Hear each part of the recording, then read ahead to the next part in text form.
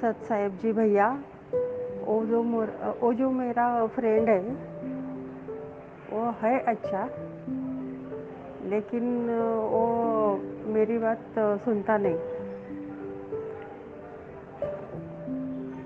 वो बोलते हैं कि हम घर जैसे रहते हैं, तो इसमें क्या दिक्कत है। हमारा जो नाता है वो नाते से हमने बस सिर्फ शादी नहीं की, इतना ही प्रॉब्लम है। बंदी छोड़ सतगुरु रामपाल जी महाराज जी की जय हो। सतसाई बहन, आपने एक बार पहले भी मुझे कॉल किया था और आपने अपने जीवन से संबंधित कुछ बातें मुझसे शेयर की थी। पहले आपकी शादी हो चुकी थी, बच्चे भी हैं आपके, और उसके बाद आपके पति का देहांत हो गया। इसी बीच आपकी एक पुरुष से मित्रता हो गई और जो भी आपके संबंध रहे हों उनसे। उसके बाद आपको परम पूज्य सतगुरु रामपाल जी महाराज जी का ज्ञान सुनने को मिला। आप जी ने उन्होंने नाम दीक्षा ले ली। अब नाम दीक्षा लेने के बाद आपका जो पुरुष मित्र है वो आप जी को दबाव डालता है शारीरिक संबंध बनाने के लिए, लेकिन आप जी की आत्मा अब उस बात को स्वीकार नहीं करती है। इस विषय में आपने दास से पहले भी बात की थी, आज भी आप उसी के रिगार्डिंग बात कर रही हैं। तो देखिए बहन, हम परम पूज्य सतगुरु रामपाल जी महाराज जी की भक्ति कर रहे हैं, हम उनके भगत हैं। और इस भक्ति मार्ग में जब तक आत्मा पतिव्रता धर्म को प्राप्त नहीं करेगी तब तक वो आत्मा अपने पति को अर्थात अपने परमेश्वर को नहीं भाएगी, अच्छी नहीं लगती। और जो व्यक्ति संत रामपाल जी महाराज जी का शिष्य बनने के बाद, उनकी भक्ति अपनाने के बाद, चाहे पुरुष हो चाहे स्त्री हो, जो सांसारिक रूप से पतिव्रता नहीं हो सकते, अगर पत्नी है, यदि वो पत्नी अपने पति के प्रति वफादार नहीं रह सकती, यदि कोई पति है और वो यदि अपनी पत्नी के प्रति वफादार नहीं रह सकता, अर्थात जो व्यक्ति परम पूज्य सतगुरु रामपाल जी महाराज जी से नाम दीक्षा लेने के बाद भी सांसारिक पतिव्रता वाला धर्म नहीं निभा सकता, वो व्यक्ति आध्यात्मिक रूप से कभी भी पतिव्रता धर्म का पालन नहीं कर सकता और कभी भी अध्यात्म में वो आत्मा परम पूज्य सतगुरु रामपाल जी महाराज जी को पसंद नहीं आएगी। वो कभी भी अपने गुरुदेव को प्रसन्न नहीं कर सकती। और कहते हैं जिन बातों से गुरु दुख पावे तिन बातों को दूर भगावे। आपकी जिन भी, चाहे वो सांसारिक हो चाहे आध्यात्मिक हो, किसी भी प्रकार के वो कर्म कुकर्म हो जो आपके गुरुदेव को पसंद नहीं है, यदि फिर भी आप उनको करते हो तो आपका गुरु आपसे कभी भी खुश नहीं होगा, कभी भी प्रसन्न नहीं होगा। तो बहन, आपने अपने पुरुष मित्र को ये बात अच्छे से समझा देनी चाहिए और उन्हें बता देना चाहिए कि गलतियां सबसे होती हैं। जब तक अनजान थे, अज्ञानता में चाहे पुरुष हो चाहे स्त्री हो, लाख गलतियां कर देते हैं। मुझ पवन दास की भी नाम दीक्षा लेने से पहले यही स्थिति थी, ऐसी कोई बड़ी बात नहीं है बहन। मैं कभी भी अपने अवगुणों को छुपाता नहीं हूं। मेरी शादी हो गई थी, शादी होने के बाद भी मैंने अनेकों औरतों से मित्रता की।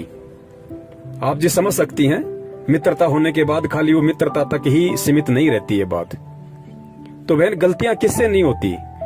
मैंने तो ये बात मेरी पत्नी को भी बता रखी है कि भाई नाम दीक्षा लेने से पहले मैं तो इतना नीच इंसान था, मैंने तो बहुत सारे कुकर्म किए हैं, लेकिन नाम दीक्षा लेने के बाद गुरुदेव कहते हैं कि बच्चों, तुम्हारा फिर से जन्म हो गया, मैंने तुम्हारा नवीनीकरण कर दिया, मैंने तुम्हें एक बार सोना बना दिया।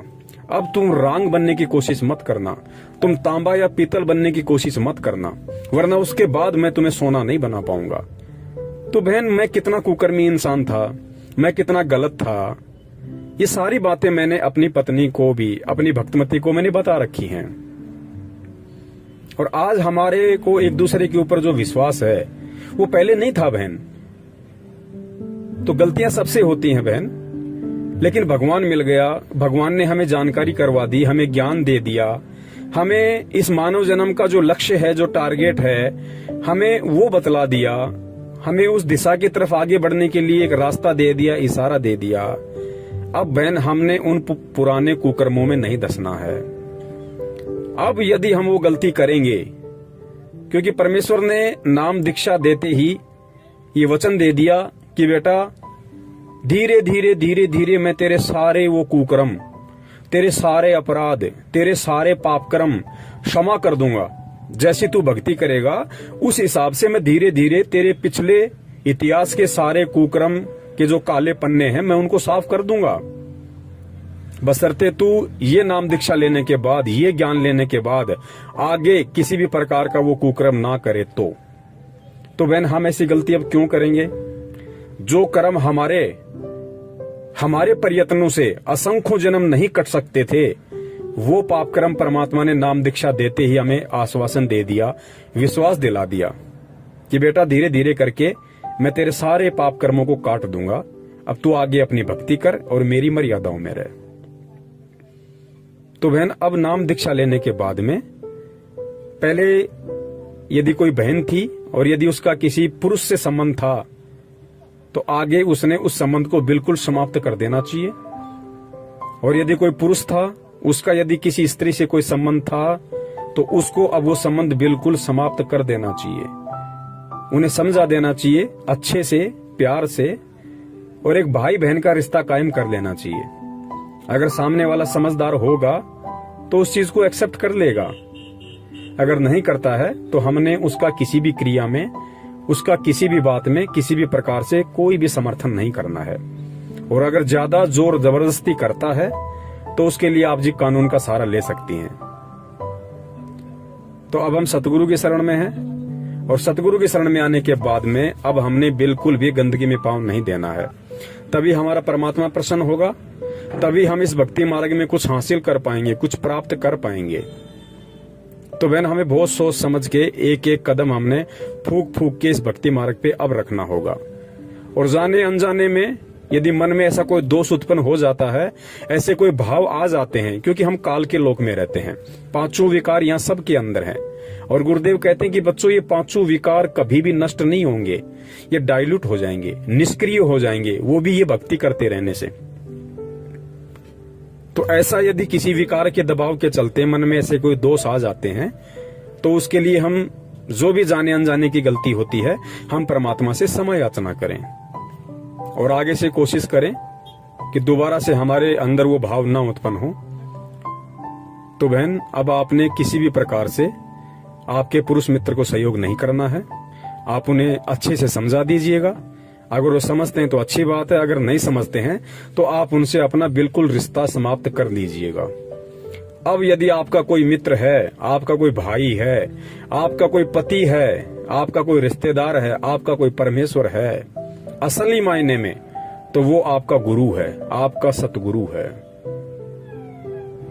और यदि उसके बाद भी वो नहीं मानते हैं, आपको किसी भी प्रकार से दबाव देते हैं, फोर्स करते हैं, डराने की कोशिश करते हैं, तो बहन आप निर्भय होके और अपने गुरु पे विश्वास रख के आप जी कानून का सहारा ले सकती हैं। और उन्हें बता दीजिएगा कि आइंदा ना मुझे फोन करें, ना मुझसे मिलने की कोशिश करें। तो जरूर परमात्मा हमारे साथ में है, क्योंकि बहन जब हम परमेश्वर के आश्रित होकर और किसी भी प्रकार की जो गंदी सोच है, गंदी इच्छाएं हैं, कुकर्म है, जब हम उनको त्यागने की सोच लेते हैं तो परमात्मा उसी क्षण हमारे साथ हो जाता है। परमात्मा बहुत सारे रास्ते खोल देता है और भगत को उस गंदगी से परमात्मा हाथ पकड़ के बाहर निकालता है। ये 100% श्योर है, इसमें कोई झूठ नहीं है, सत्य है ये। तो आज के बाद क्योंकि नाम लेते ही आप एक पवित्र आत्मा हो जाती हैं और इस पवित्रता पे किसी भी प्रकार का कोई भी लांछन, कोई भी कलंक, कोई भी दाग धब्बा ना लगे, इसके लिए हम कोशिश करें कि हम परमेश्वर को ही अपना सब कुछ बना लें, अपना पति, भाई, बंधु, माता, पिता। और है भी वही असल में, जो रिश्ते यहाँ के रिश्तेदार नहीं निभा सकते, उन रिश्तों को वो परमात्मा 1000% बखूबी निभा देगा बहन। वो सारा आश्रय देता है, सारा प्यार देता है परमात्मा, जो यहाँ के रिश्तों से नहीं मिलते। तो आपने यदि परम पूज्य सतगुरु रामपाल जी महाराज जी की भक्ति करनी है, आपने यदि सतलोक की प्राप्ति करनी है और अपने गुरु के दिल में विशेष जगह बनानी है, तो बहन आपने बिल्कुल पतिव्रता धर्म का पालन करना पड़ेगा, चाहे सांसारिक हो चाहे आध्यात्मिक हो। और जब तक हम दो नाव में पैर रख के चलेंगे बहन, हम कभी भी अपनी मंजिल को प्राप्त नहीं करेंगे, कभी न कभी हमारा पैर जरूर फटेगा। सत साहिब, जय हो बंदी छोड़ की।